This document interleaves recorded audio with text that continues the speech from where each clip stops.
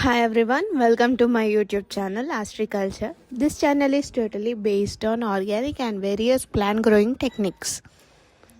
Now today we are going to learn about nutrient solution preparation, which is chemical free, and we need to provide all that salt, vitamins, minerals from household waste. And the materials required for this procedure are మనకి ఒక Caesar, ఒక ప్లక్, ఇంకా vegetable waste, Epsom salt, motor and pencil, and 250 ml of a bottle for measurement is optional. Sprout water. These are the materials required for this experiment.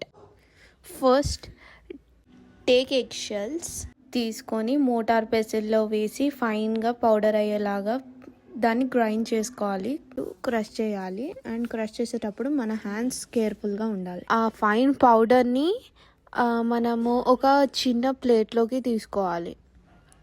తీసుకున్న తర్వాత ఏవైతే vegetable scrap ఉందో we need to cut it into very small pieces and it help us to release its minerals and nutrients to the water while boiling.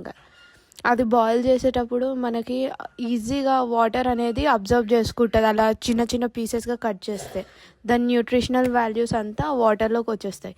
So అవి vegetable scrap అనేది చాలా చిన్నగా ఉండాలి.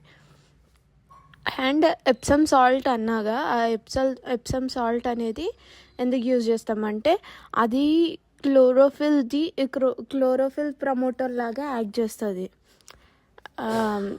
It helps in growth of the plant. అది plant గ్రోత్లో చాలా help చేస్తుంది, మంచిగా పెరిగేలాగా.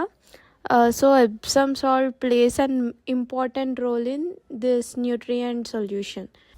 ఫస్ట్ ఇప్పుడు నేను ఈ డీక్లోరినేటెడ్ వాటర్ తీసుకున్నా, 2 liters ఆఫ్ డీక్లోరినేటెడ్ వాటర్. దాంట్లో నేను 1 spoon of Epsom salt and 1 spoon of egg shell powder వేసినాక వెజిటేబుల్ వేస్ట్ ఏదైతే ఉందో స్క్రాప్ అదంతా వేసుకోవాలి, కట్ చేసింది వేసి దాంట్లో కొంచెం ఒక 4-5 ml ఆఫ్ స్ప్రౌట్ వాటర్ వేసి అండ్ స్టవ్ మీద మీడియం ఫ్లేమ్లో పెట్టుకొని అండ్ మధ్యలో కలుపుకుంటూ ఉండాలి.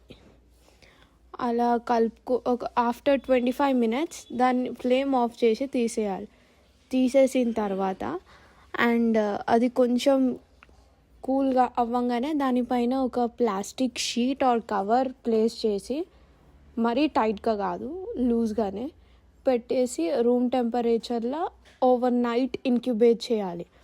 ఇంక్యుబేట్ చేసిన తర్వాత నెక్స్ట్ డే దాంట్లో pH స్ట్రిప్స్ ఉంటాయి కదా, లిట్మస్ పేపర్, దాని pH వాల్యూ అనేది చెక్ చేయాలి.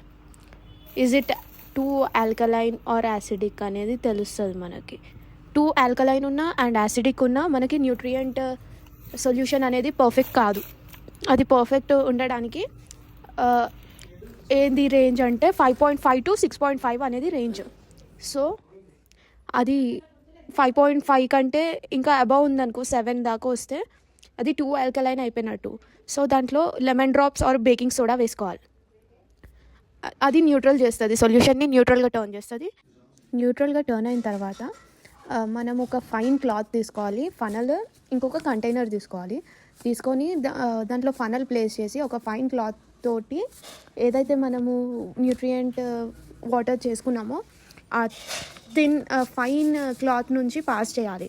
అయితే ఏదైతే వెజిటేబుల్స్ స్క్రాప్ ఉన్నాయో అవన్నీ పైన స్ట్రక్ అయిపోతాయి అండ్ వాటర్ అనేది మనకి కిందికి వస్తుంది.